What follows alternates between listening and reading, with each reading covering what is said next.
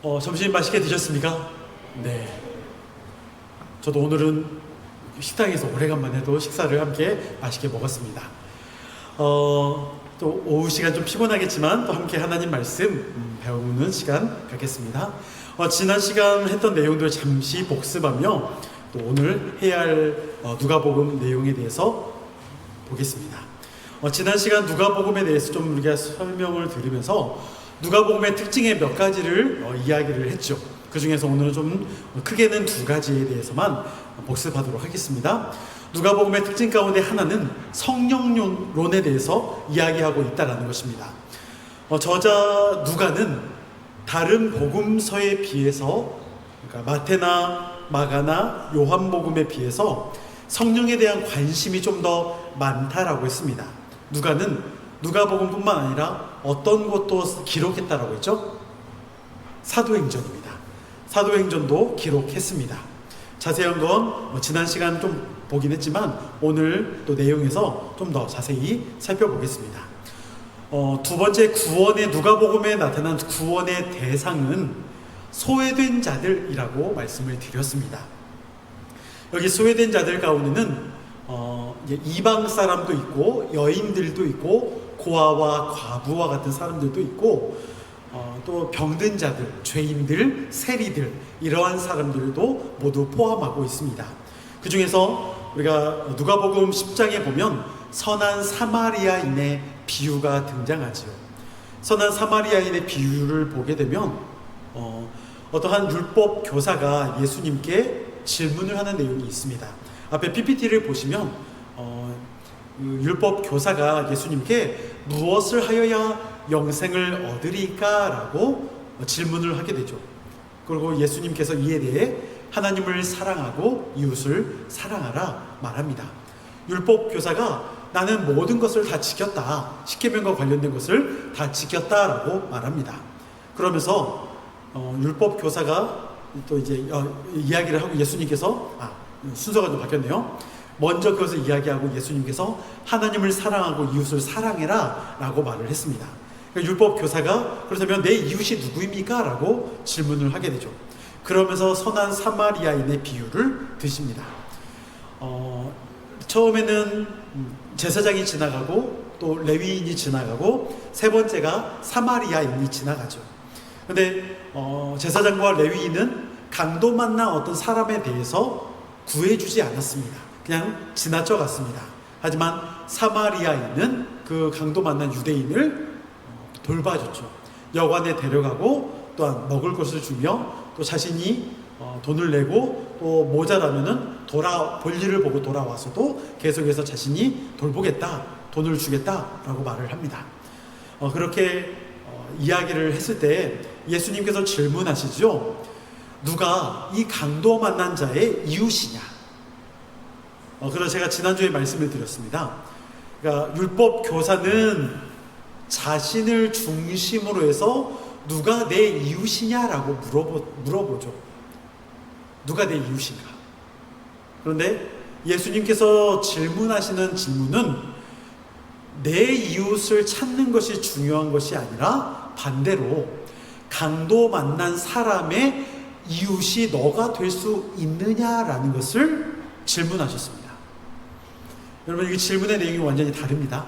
그러니까 나 중심에서 이웃이 누구냐라는 걸 찾는 것이 아니라 실제로 도움이 필요한 사람 가운데 그 사람을 중심으로 너가 이웃이 될 수 있느냐라는 것을 물어보고 있다는 거죠. 근데 여러분, 그렇게 예수님께서 질문했을 때 이 율법 교사, 이 사람이 뭐라고 답을 했는지 혹시 기억나십니까? 사마리아인입니다 라고 말하면 되는데 사마리아인입니다 라고 이야기하지 않았어요. 뭐라고 했냐면 자비를 베푼 사람입니다. 끝까지 내 이웃은 사마리아인 내 이웃이 아니에요. 이게 율법 교사의 마음입니다. 그러한 부분들을 좀 우리가 함께 기억을 하면 좋을 것 같습니다. 두 번째, 누가복음 15장에 보면 우리가 잘 아는 그 탕자의 비유가 등장하죠. 근데 탕자의 비유 가운데 실제로는 이 세 가지 비유가 원래는 등장합니다. 네. 바리새인과 서기관이 불만이 가득했습니다. 네, 입이 대빨 나왔습니다. 그래서 왜 그랬는지 이게 누가복음 15장 1절과 2절, 혹시 뒤에 말씀 먼저 한번 볼까요? 뒤에 나오는 말씀. 네, 우리 함께 읽어보면 좋겠습니다. 잠시만요. 네, 함께 있습니다. 시작. 모든 세리와 죄인들이 말씀을 들으러 가까이 나아오니 바리새인과 서기관들이 수군거려 이르되 이 사람이 죄인을 영접하고 음식을 같이 먹는다 하더라. 아멘. 그러니까 바리새인과 서기관들은 못마땅했어요. 누가? 예수님이. 왜? 세리와 죄인들과 함께 밥을 먹고 그들과 교제해요. 이들이 바리새인과 서기관들의 입장에서는 이해할 수 없는 거예요. 왜냐하면 어떻게 그 당시 그러니까 예수님께서 병자들을 고치고 치유에 사용하고 누군가는 메시아다 말을 할지 모르고 선지자다 이야기하는 그분이 또 사람들에게 율법을 아주 잘 가르쳤어요. 그러니까 어떻게 율법을 알고 있는 그가 죄인들과 함께 할 수 있느냐? 말도 안 된다 이야기하는 거죠. 그런데 예수님은 분명히 그들 가운데, 그러니까 소외받은 당시에 죄인들, 세리들, 이러한 사람들 가운데 함께 어울리고 함께 교제하며 밥을 먹는 것이 전혀 거리낌이 없었어요. 오히려 그들과 함께하는 것이 더 좋다라고 말씀하실 정도입니다. 그러니까 다시 그 앞에 PPT로 넘어가 보면 바리새인과 서기관들은 불만을 갖죠. 예수님이 죄인들과 함께하는 것을 모습을 보니까.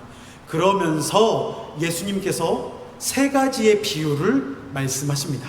그것이 오늘 우리 프린트물에 보시면 첫 번째 비유가 뭐였냐면 100마리 중에 하나, 100마리의 양떼 중에 한 마리를 잃어버렸을 경우 그것을 이야기를 합니다. 그러니까 선한 목자는 한 마리를 잃어버렸다 하더라도 자신의 목숨을 다해서 늑대 가운데 그 한 마리를 구하기 위해 다녀온다, 건져온다라고 말합니다. 그리고 그 다음에 두 번째 비유가 뭐냐면 10드라크마 중에 하나를 잃어버렸을 때도 마찬가지로 그 한 드라크마를 찾기 위해 집안 이곳저곳을 다 뒤져서라도 찾게 되는 거죠. 그러면서 또 다른 세 번째 비유가 있는데 그 세 번째 비유가 우리가 잘 아는 것처럼 탕자의 비유입니다. 어떤 아버지 가운데 두 아들이 있었는데 그 중에 둘째 아들이 아버지로부터 받아야 할 유업을 먼저 달라라고 이야기하고 그것을 가지고 해외에 나가서 허랑방탕하게 다 사용을 했습니다. 그리고 돌아오게 되죠. 원래는 돌아오는 것조차도 참 힘듭니다. 왜냐하면 아버지의 재산을 이미 다 받았고 또 그것을 이미 다 사용했기 때문에 아무 염치 없이 온다는 것이 말이 안 되죠. 그런데 아버지는 그를 밖에서부터 멀리서부터 기다리고 있었습니다. 그리고 돌아왔을 때 가서 부둥켜 안고 잔치를 벌입니다. 여기서 여러분 15장에서 그래서 강조하는 내용이 점차 어떻게 된다? 확대되고 있어요. 강조. 즉 100개 중에 하나를 잃어버렸을 때, 10개 중에 하나를 잃어버렸을 때, 2개 중에 하나를 잃어버렸을 때 점점 희소성의 가치가 커지죠. 강조하고 있습니다. 그리고 처음에는 양떼로 동물로 시작했다가 나머지 세 번째 비유 때는 뭘로 끝납니까? 자녀, 아들로 끝나고 있습니다. 즉 하나님께서 영혼을 대한 사랑, 그러니까 아까 말했던 예수님께서 당시에 세리들과 죄인들과 함께 식사하며 교제하는 것, 그들도 잃어버린 영혼이기 때문에 비록 유대인이 아니라 할지라도, 죄인이라 할지라도 그들과 함께 식사하고 죄를 지은 그들과 함께 하는 것이 마땅하다 말씀하시는 강조점이 있습니다. 그래서 누가복음에서의 특징 가운데 바로 말했던 사마리아인도 구원받아야 할 대상이요, 죄인들도 구원받아야 할 대상임을 알 수가 있죠. 그리고 마지막 세 번째 이야기를 하면 이게 누가복음 21장의 1절부터 4절까지 등장하는 두 렙돈을 넣었던 그 궤보에다가 헌금함에 넣었던 여인에 대한 이야기입니다. 이 여인은 아마도 과부로 보여지고요. 또 이 여인 가운데 두 렙돈은 당시 하루 품삯의 아주 적은 돈, 지금으로 따지면 한 뭐 1,000원, 2,000원 사이 정도 되는 돈밖에 안 되는 아주 적은 돈이지만 본문에서는 자신의 전부를 넣었다라고 말합니다. 그러니까 어떻게 보면 이 두 렙돈을 넣은 과부 이 여인의 어쩌면 전부를 넣은 거죠. 그러니까 실제로는 그 값어치는 전부를 넣었기 때문에 대단하다 말할 수 있습니다. 그러니까 여러분들이 많이 설교를 들어왔던 것 중에 비교해서 많이 이야기를 하잖아요. 부자는 자신이 가진 것에 대한 전부를 드린 것이 아니라 일부를 드렸지만, 물론 금액이 크다 하더라도 이 여인은, 과부, 이 가난한 여인은 두 렙돈이라는 적은 양이지만 다른 누구보다 자신의 전부를 넣었다. 우리가 흔히 일반적으로 서로 이렇게 비교하여서 말하는 본문이 이 두 렙돈의 여인의 내용입니다. 그런데 이 내용만 딱 보면 그게 맞을 수도 있어요. 딱 이 본문만 보면. 그런데 성경은 늘 어떤 딱 본문만 보는 것이 아니라 앞 뒤에 문맥에서도 함께 살펴봐야 합니다. 이게 뭔 말이냐? 이게 누가복음 21장 1절부터 4절까지의 내용인데 그 앞에 20장 가운데 보게 되면 어떠한 내용이 있느냐? 20장에 보면 앞에 본문에 나와 있죠? 우리 함께 읽어봅니다. 시작! 긴 옷을 입고 다니는 것을 원하며 시장에서 문안받는 것과 회당의 높은 자리와 잔치의 윗자리를 좋아하는 서기관들을 삼가라. 그들은 과부의 가산을 삼키며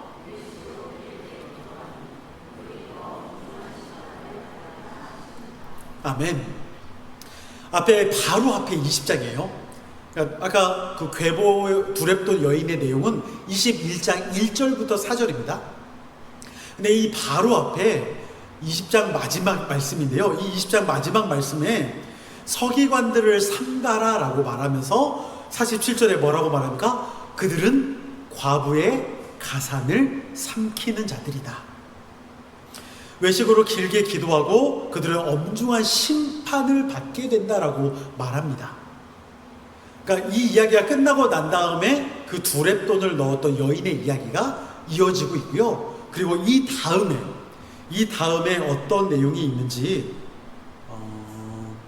누가복음 21장 5절과 6절을 먼저 보겠습니다.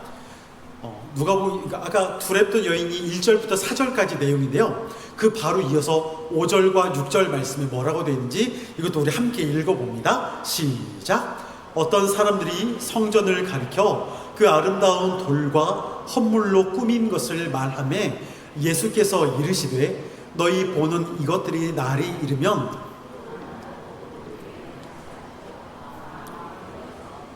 아멘. 21장 5절과 6절 여러분, 돌 위에 남지 않고 무너뜨려진다. 뭐가 무너진다는 거죠? 5절 가운데 성전이 무너지는 거예요. 여러분, 이스라엘 백성들에게 성전은 어떤 곳입니까? 하나님의 임재의 장소죠. 하나님의 집이라 불려지는. 그러니까 그곳 가운데 돌 하나도 남지 않고 다 뭐한다? 무너질 것이다. 실제로 예수님 죽고 난 이후에 AD 70년에 보면 로마의 티투스 장군이라고 있는데요. 그 양반이 이스라엘을 쳐들어옵니다. 그래서 이스라엘도 멸망당해요. 이때 성전이 또 무너집니다. 쫄딱 망합니다. 그러니까 여러분, 예수님께서 예고하시는 성전이 무너지는 것을 말씀해요. 그러니까 이 앞에 어떤 내용, 20장 마지막에 서기관들을 삼가라. 그들이 뭐한다? 과부의 가산을 삼킨다. 20장 뒷부분에 여러분 어떤 말합니까? 성전이 무너진다. 그러면 그 가운데에 어떤 일이 있냐면 그 가운데 오늘 우리가 함께 읽었던 그 괴보 두 렙돈을 넣었던 그 여인의 이야기가 등장하는데, 여러분 그 당시에 헌금함에 넣었던 동전, 그러니까 지금의 우리야 뭐 동전보다는 지폐를 많이 이용하잖아요. 뭐 동전도 있긴 하지만 지폐를 이용해서 여러분 안에 집어 넣으면 딱히 뭐 여러분 뒤에 우리 헌금을 넣었을 때 헌금이 이 지폐가 떨어지면서 뭐 소리가 나나요? 안 나잖아요. 근데 그 당시 여러분 헌금의 궤보가 저렇게 생겼어요. 위에 여러분 보이십니까? 여기 이게 동으로 돼 있어요. 그러니까 여러분 그 당시에 동전이잖아요. 동전을 넣으면 소리가 어떻게 해요? 예, 소리가 떼구르르 굴러가겠죠. 이 또 안에 이게 이렇게 바로 뚫려 있는 게 아니라 이렇게 나선형으로 돌아가면서 떨어지게 돼 있어요. 그러니까 동전을 넣으면 떼구르르르르 톡 떨어져요. 어떤 얘기인지 아시겠죠? 그러니까 이게 여러분 헌금을 그러니까 많이 가져온 사람은 와르르 집어넣으면 소리가 더 크게 나겠죠. 헌금을 넣을 때마다 옆에 이 사람, 예, 이 아저씨가 당시에 서기관이에요. 옆에 또 제사장이 있을 때도 있고요. 그러니까 이 두렙돈을 넣었던 여인이 가까이 와서 헌금을 넣을 때보다 솔직하게 더 많은, 뭐 이 옆에 만약 부자가 있다라고 하면 부자가 와서 돈을 넣을 때하고 누구를 더 기뻐할까요? 그냥 우리가 좀 이렇게 안 좋은 시선으로 보게 될 때, 그죠? 많이 넣은 사람을 더 기뻐하겠죠. 이게 그 당시에 성전 안에서 있었던 궤보를 맡고 있는 사람들, 서기관들의 모습이라는 거예요. 작은 거 하나를 넣어도 그걸 기뻐하거나 그것이 얼마나 귀한지 그것에 대한 감사를, 이것이 아니라 누가 더 많이 헌금을 했는지, 누가 더 많은 것을 드렸는지 이것을 기뻐하고 있는 그 서기관들, 제사장들, 그만큼 그들이 어디에서 일하고 있어요? 성전에서 말씀을 전하고 제사를 집도하는 그들. 그러니까 여러분 아까 뒤에서 21장 5절과 6절에서 돌 하나도 남기지 않겠다라는 성전 파괴가 바로 오늘의 본문에서 두렙돈을 넣었던 그 여인 가운데 함께 연결되고 있다라는 거예요. 뭔 말이냐? 하나님께서 그 서기관들, 제사장들, 성전에 일하는 그 모든 것들을 다 무너뜨릴 것이다. 오히려 그것을 저주하고 있는 듯한 모습이 이 본문의 내용입니다. 그러니까 어떻게 보면 우리가 1절부터 4절까지 짧은 내용이지만 두렙돈을 넣었던 그 여인, 딱 그 문장만 보면 그렇죠, 정말 자신의 전부를 넣은 그 여인이 얼마나 위대하고 대단한지. 그런데 문맥 전체에서 보게 되면 그 내용을 말하고 있는 것이 아니라 오히려 그 당시에 성전에 들어가서 함께 있던 그 사람들, 성전이 성전으로서의 기능을 하지 못하는 그 모습에 대해서 말하고 있다라는 것이죠. 그렇다면 여러분, 저는 이것이 지금의 우리 가운데도 마찬가지이지 않을까요? 이제는 예수 그리스도를 믿는 우리가 바로 하나님의 성전이죠. 우리가 성전으로서의 기능을 요즘 하지 못한다면 어떻게 될까요? 돌 하나도 남기지 않겠다 말씀하시는 그 하나님께서 물론 우리를 저주하신다거나 이런 표현이 아니라 우리도 늘 긴장하며 살아야 합니다. 늘 내가 성전으로서의 기능을 다 하고 있는지를 늘 우리가 스스로를 돌아봐야 한다라는 것입니다. 그것이 지난 시간의 내용에 대한 부분을 좀 봤습니다. 그렇다면 오늘 우리가 함께 봐야 할 내용, 벌써 30분입니다. 빨리 가야 하는데 후다다닥 가겠습니다. 성령과의 관계에 대한 부분을 보겠습니다. 마태나 마가보다 성령에 대한 관심이 누가복음에서는 더 많이 나타납니다. 요한과 예수의 탄생, 성령의 사람들 누가복음 1장과 2장을 보면 요한과 예수의 탄생, 누가복음 1장을 보게 되겠습니다. 누가복음 1장은 다른 복음서와 달리 세례 요한의 이야기로 시작합니다. 다른 복음서는 뭐로 시작한다? 보통 일반적으로 예수님에 대한 이야기가 시작하죠. 마태복음 1장에서는 예수님의 족보, 그렇죠? 그리고 마가복음 1장에서는 예수님께서 태초부터 계셨던 하나님의 말씀입니다.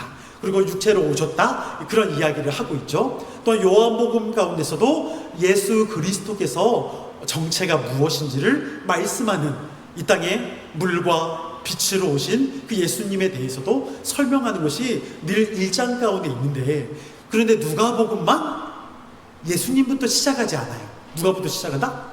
세례 요한. 더 자세히는 세례 요한의 부모님인 사가랴와 엘리사벳부터 시작합니다.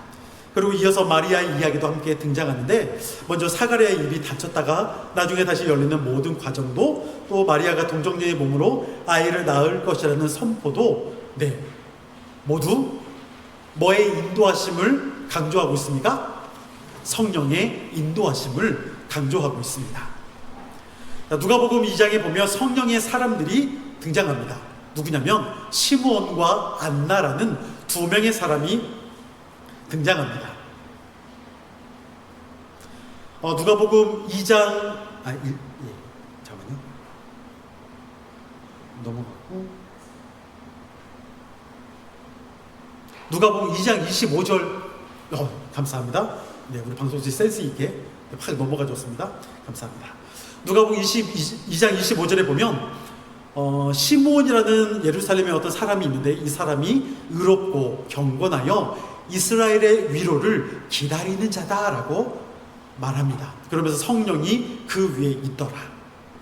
그러니까 메시아가 올 것을 기다리며 그분이 오시면은 이스라엘 가운데 위로가 있다라고 기다리는 사람이 있는데, 그가 예수님을 보게 되고 예수님을 또 이렇게 안게 되는 내용도 있습니다.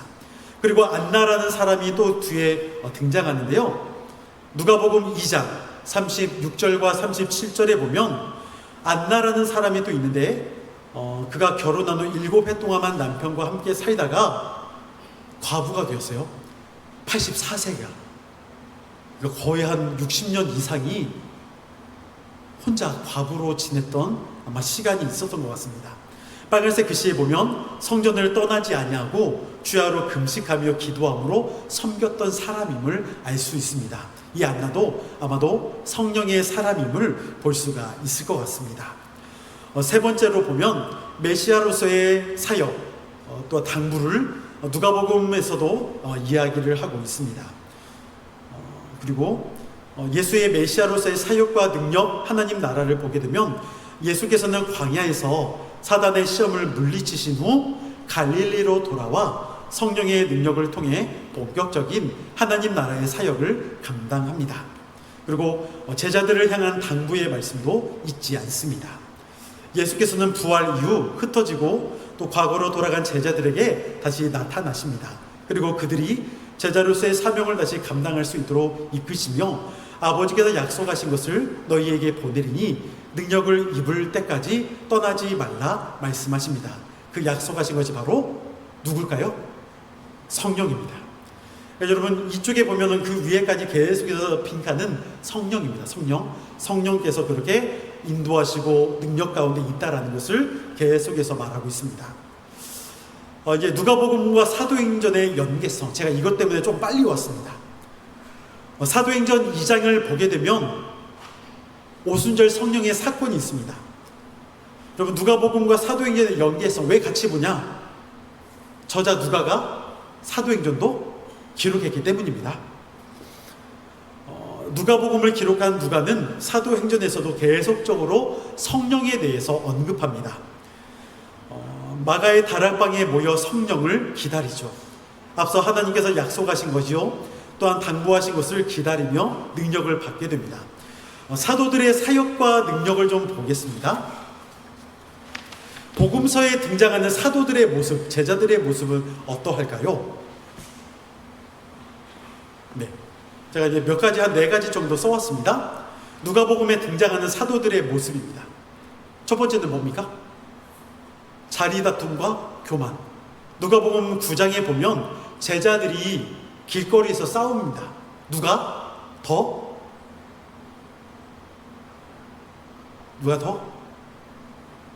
큰 자인가? 서로 다투며 세상적인 명예와 권력을 구합니다. 제자들 중에 누가 더 큰 자인가? 근데 여러분, 예수님은 큰 자를 원치 않으셨죠. 낮아지기를 원했습니다. 두 번째, 영적 무지와 불신입니다. 예수께서 여러 차례에 걸쳐서 자신의 고난과 죽음을 거듭 예고하셨음에도 불구하고 제자들은 그걸 깨달았습니까? 깨닫지 못했습니까? 깨닫지 못했습니다. 세 번째는 기도의 실패와 졸음입니다. 누가복음 22장에 보게 되면 예수님께서 잡혀가시기 전에 겟세마네 동산에서 제자들에게 함께 깨어 기도하기를 원하셨죠. 근데 제자들이 함께 깨어 기도했을까요? 아닙니다. 딥이 잤습니다. 네, 깨어있지 못했습니다. 그리고 네 번째, 제자들 가운데 예수님이 잡히셨을 때 자신의 목숨을 다하여 잡아갈 수 없다, 그러면 안 된다라고 당당하게 싸웠습니다. 베드로가 한번 이렇게 칼을 휘두르긴 했지만 베드로 역시 예수님을 3번 부인하고 도망쳤습니다. 다른 제자들은 아예 잡힐 것을 두려워해서 도망칩니다. 다른 복음서에서는 그 베드로가 예수님에 대해서 저주하고 또 부인했다라고 말합니다. 이렇게 여러분 복음서에 보면 제자들의 모습은 어떨까요? 여러분 좀 이런 생각 들지 않습니까? 그래도 내가 좀 낫네, 그런 생각 안 듭니까? 저와 여러분들 같으면 그래도 예수님과 3년 동안 예수님의 치유의 기적, 오병이어의 기적, 그런 것들을 보고 진짜 직접적으로 우리가 봤다라면 이렇게 거부할 수 있을까요? 그래도 우리는 나는 예수님밖에 없습니다라고 당당하게 외칠 수 있지 않을까요? 우리 이민국 집사님 이렇게 얼굴 표정이, 고민하는 표정이, 네. 정말 저는 그런 생각을 하게 됩니다. 물론 그 당시 그 입장이 돼봐야 알겠지만 지금으로서는 나는 제자들이 지금 이해하지 못할 정도로 어떻게 그럴 수 있을까? 오병이어의 기적, 치유하는 기적, 그 사람 병자들을 고치며 귀신 들린 자를 고치는 그런 것을 보면서도 어떻게 저렇게 거부할 수 있을까라는 생각이 들 때가 있습니다. 그런데 물론 그 당시 상황에 처해지면 어떨지 참 장담할 수는 없겠지만 참 실망스러운 모습입니다. 그런데 여러분, 복음서에 등장하는 제자들의 모습이 좀 연약하고 부족하지만 사도행전에 가서의 제자들의 모습은 180도 완전히 달라집니다. 사도행전에 등장하는 사도들의 모습을 보면 사도행전 12장에 야고보가 순교를 당합니다. 여러분, 순교를 당했다라는 것은 굴하지 않고 타협하지 않고 복음의 진심이었다는 것이죠. 베드로의 설교 여러분 어떤지 한번 볼까요? 우리 베드로가 변했어요. 네. 사도행전 2장 14절과 41절 말씀, 오순절 모인 자들 앞에서 PPT 한 번만 보여주실까요? 네, 우리 여러분 사도행전 2장 14절과 41절의 말씀인데요, 우리 이것도 함께 읽어보겠습니다. 시작. 베드로가 말한 11 사도와 함께 서서 소리를 높여 이르되 유대인들과 예루살렘에 사는 모든 사람들아, 그 말을 받은 사람들은 세례를 받음에 이날에 신도의 수가 3,000이나 더하더라. 아멘. 오순절 명절을 지키기 위해 유대인들이 곳곳에서 몰렸습니다. 예루살렘에 모였는데 평소 예루살렘 때보다 인구가 2배에서 3배 정도가 늘어났대요. 그러니까 그만큼 엄청난 사람들이 인파가 모인 것이죠. 이때 베드로가 오순절 성령을 임재하면서 사람들 앞에, 그 자리에 모였던 사람들 앞에서 설교를 합니다. 이 설교의 내용 가운데 유대인들과 예루살렘에 사는 모든 사람들아, 이 일을 너희로 알게 할 것이니 내 말에 귀를 기울이라. 이 일이 무엇인지를 설명합니다. 자신들이 왜 다른 언어, 방언으로 이야기하면서 왜 그렇게 한 번도 외국에 나가고 어느 외국어를 배운 적이 없는데 외국어를 말하는 방언의 그런 이야기들을 왜 할 수밖에 없었는지, 성령께서 오셨고 그 성령을 보내신 분이 예수님이다라는 것을 언급합니다. 베드로가 설교합니다. 당당하게 말합니다. 그때 베드로의 설교를 듣고 변화된 사람이 몇 명이다? 41절에 보니까 이날의 신도의 수가, 세례를 받은 또한 그런 사람이 세례를 받고 신도가 3,000명이었다라고 말합니다. 여러분, 우리가 생각하는 베드로, 그럼 베드로 하면 이미지가 뭘까요?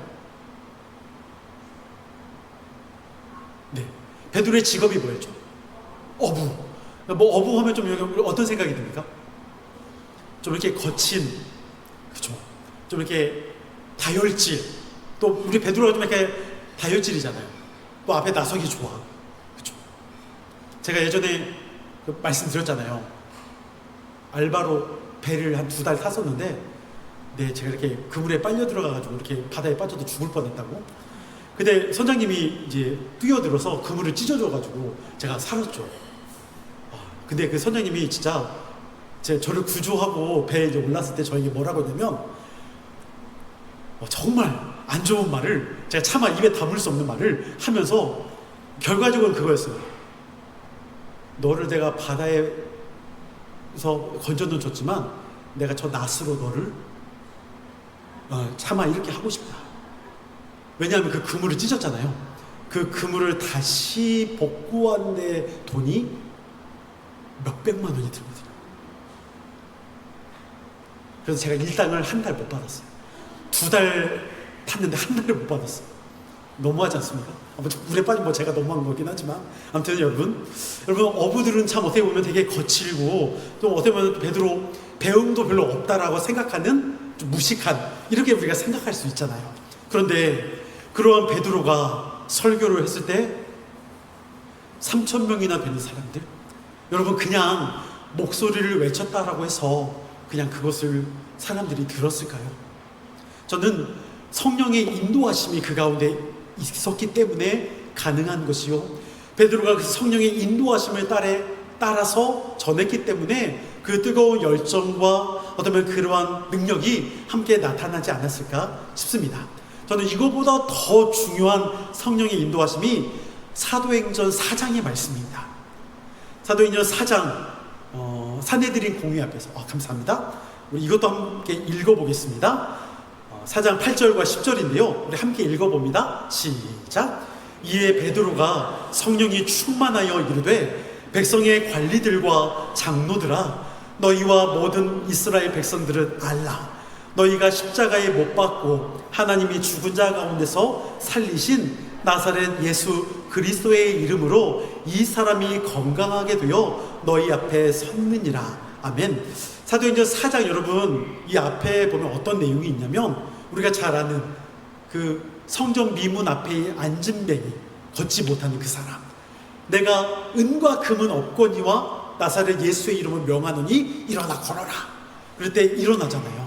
그런데 그것을 보고서 사람들이 막 이제 잡아다가 이제 막 말합니다. 아니 어떻게 너네가 그 일을 했느냐, 이제 그런 이야기를, 무슨 권세와 능력으로 했느냐 이야기를 막 질문하죠. 따져요.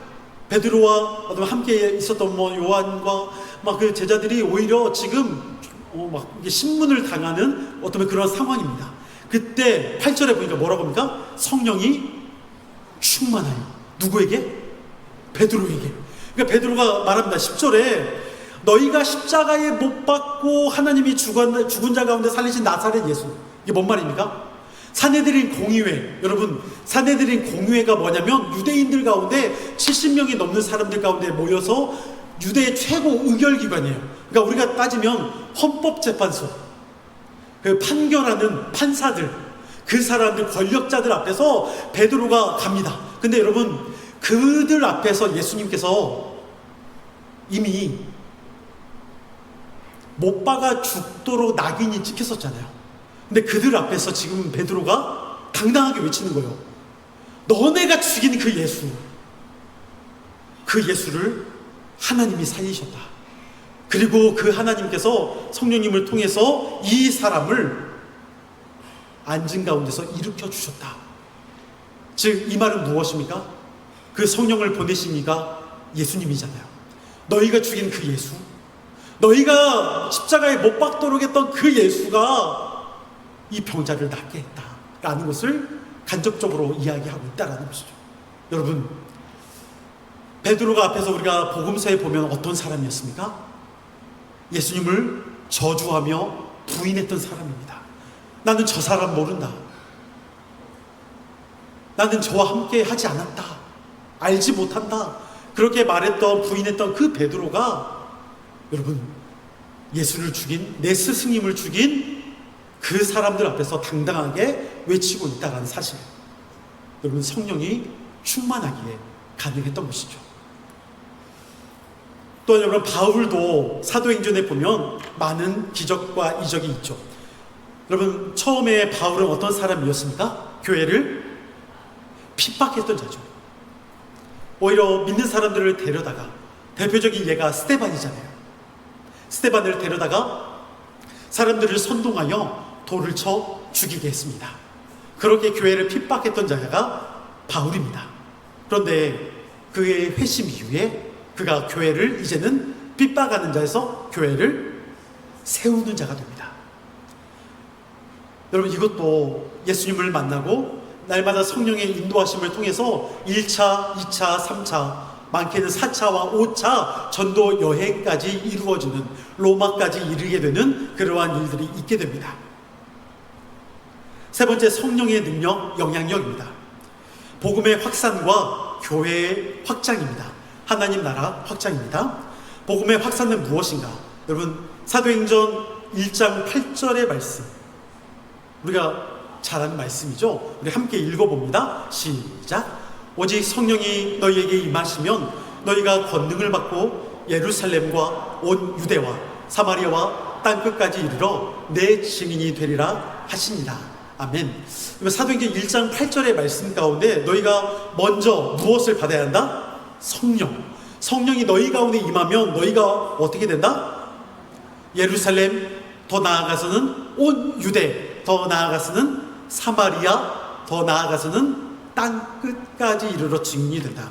밑에 여러분 박스칸에 보면 1, 2, 3, 4번이 다 그 위에 있는 말씀이에요. 예루살렘 첫 번째, 두 번째 온 유대, 세 번째 사마리아, 네 번째 땅 끝입니다. 근데 이것이 사도행전에 보면 사도행전 1장부터 7장까지의 내용이 예루살렘에서의 일이에요. 사도행전 8장, 8장부터 12장까지의 내용이 유대와 사마리아에서 있었던 내용입니다. 그리고 사도행전 13장부터 본격적인 이방 나라에 대한 두란노 교회에서 파송된 바나바와 바울이 선교의 사역을 감당하는 것이 사도행전 13장부터 마지막 28장까지 쭉 연결됩니다. 여러분 그래서 이 지도에 보시면 여기가 예루살렘이라고 한다면 예루살렘, 그 다음에 이 유대 땅이죠. 유대 땅, 그리고 사마리아. 원래는 사마리아는 우리 이스라엘의 땅이었지만 아수르에 의해 점령당하고 멸망당함으로 인해서 부정한 땅이라고 취급을 받았죠. 그리고 땅끝이라고 하면 그냥 여러분 이방 나라 가운데 나갔다라고 생각하면 될 것 같습니다. 그렇게 점차 사도행전 1장 8절의 말씀이 사도행전 전체 가운데 그렇게 확산되어 나타난다는 것을 보여주고 있습니다. 그러니까 여러분 나중에 교회가 확장되는 모습들이 특히나 사도행전 13장 이후부터 바울이 이방의 선교를 하면서 곳곳마다 복음이 증거되어지는 일이 있게 됩니다. 곳곳마다 사람들이 예수를 믿게 되는 일이 있게 되는 것이죠. 바로 성령께서 그렇게 인도해가는 그런 사도행전의 어떤 성령의 모습을 우리가 확인할 수 있고요. 교회 공동체가 세워짐을 볼 수가 있습니다. 네, 오늘은 쉬지 않고 후다다닥 달려왔습니다. 혹시 질문 있을까요? 네, 요즘은 그냥 질문이 아예 없네요. 네, 감사합니다.